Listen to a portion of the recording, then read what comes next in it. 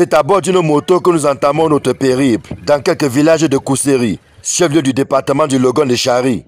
Nous parvenons tant bien que mal à braver quelques pistes tortueuses et à faufiler entre les habitations, dont certaines tiennent à peine debout.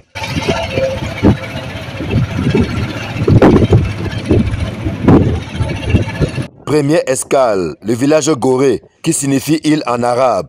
C'est celui qui a été le plus touché par la montée des eaux en fin d'année 2024. Ada Evele, qui accepte de nous balader chez lui, n'en revient pas toujours, près de 10 mois après cette catastrophe naturelle.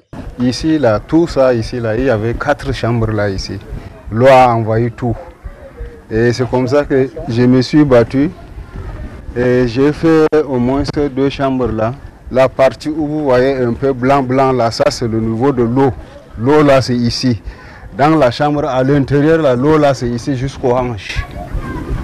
En parcourant le village Gorée, nous tombons sur des marques visibles des dégâts causés par les dernières inondations, à l'instar de ces maisons dont il ne reste plus que des débris. Si certains ont pu rebâtir leurs habitations, d'autres plus nombreux se sont contentés et se contentent encore des abris de fortune, faute de moyens financiers pour s'offrir un toit. Mais tous ont un dénominateur commun, la peur du lendemain. Les dernières inondations restent encore dans nos esprits. C'est quelque chose qui nous a fatigués et qui nous a mis mal à l'aise. Parce qu'on ne dormait pas, on ne pouvait pas trouver le sommeil. On était tout le temps à faire des va-et-vient. Ça reste encore les séquelles sur nous. La façon où nous vivons, si quelqu'un pouvait voir notre cœur là, il allait même dire que non, la population, il faut les déplacer peut-être ailleurs. Parce que ce qu'on a vécu, ça fait même pas encore quelques mois. On nous dit encore qu'avec les changements climatiques, ça serait encore plus que l'année dernière. Et nous, en écoutant ça, vraiment, on est paniqué, on ne sait quoi faire. SDF fait la répartition approximative par région de ces bureaux de vote non accessibles dont il existe. On subit les affres de ces aléas climatiques. Sa proximité avec le lit du fleuve Logon y est pour beaucoup. Cette maman, par exemple, a tout perdu et squatte depuis lors dans ce qui tient lieu de site de recasement des sinistrés. Rongée par l'ennui et le stress, c'est ici à Gorée, chez l'une de ses sœurs, qu'elle trouve un peu de réconfort. Nous sommes là depuis 1922, quand nos parents sont venus ici rester pour la pêche. Et donc la place, on ne peut pas laisser la place là, parce que nous sommes au bord. On arrête le poisson, on trouve libéralement à manger. Et il y a le sable que les gens ramassent aussi pour le moyen de vivre. Notre deuxième escale nous conduit au village Madagascar 2. Ici, les premières pluies ont commencé à inquiéter les populations, alors que le souvenir des dernières inondations est encore vif dans les mémoires. Et on est très inquiet par rapport aux inondations. C'est plus d'1 mètre ici. Et si on dit que ça va devenir encore plus que ça là, peut-être c'est toute la ville qui va... Toute la ville de Kousséri peut-être qui va inonder. Notre souci c'est la digue. Et si on trouve la digue, vraiment ça peut nous aider. Et le mot est lâché, la digue. Elle est sur toutes les lèvres dans les villages qui côtoient les fleuves Logon-Léchari, qui séparent Kousséri au Cameroun et Djamena au Tchad.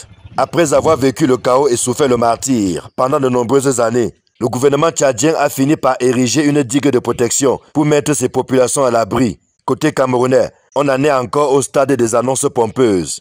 On attend la digue, mais la digue ne vient toujours pas. Regardez, c'est la deuxième pluie seulement comme ça. Et c'est arrivé très fort. Et le niveau était trop élevé des inondations. On a trop peur. Puisque de l'autre côté du Tchad, ils ont aménagé leur endroit. Vu qu'ils ont arrangé leur part là-bas, l'eau nous enfonce ici. Ça nous sert de ce côté. En l'absence de la digue tant promise par le gouvernement, les populations recourent aux moyens de bord pour tenter de repousser les eaux, en espérant limiter les dégâts.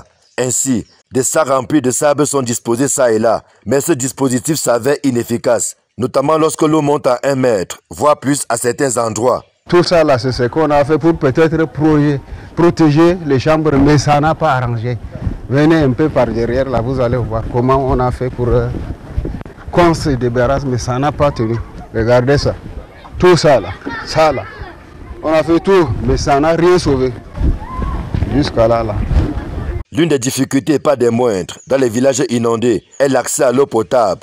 Il y avait seulement une seule forage, mais tous les forages là, vraiment, vous puisez l'eau, mais vous sentez, il y a une odeur que nous ne pouvons même pas buvons.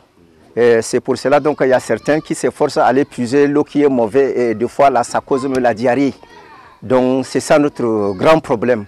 c'est déjà le retour des pluies à Kousséri. Chaque goutte qui tombe fait perdre le sommeil à des milliers de personnes qui ont encore en mémoire les souvenirs douloureux des pluies diluviennes d'août, de septembre et d'octobre 2024.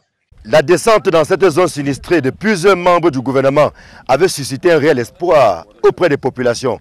Ces ministres étaient porteurs d'un message consistant à la construction, ici même, d'une digue de protection pour endiguer ce phénomène récurrent des inondations. Plusieurs mois après, comme on le voit, rien n'a commencé sur le terrain. Les populations sont obligées de faire, contre mauvaise fortune, bon cœur, faute de moyens. Elles se reconstruisent, comme on le voit, en se disant et en priant le ciel et le Seigneur de leur venir en aide. Ici, le village Gorée, à la frontière entre le Cameroun et le Tchad, où les populations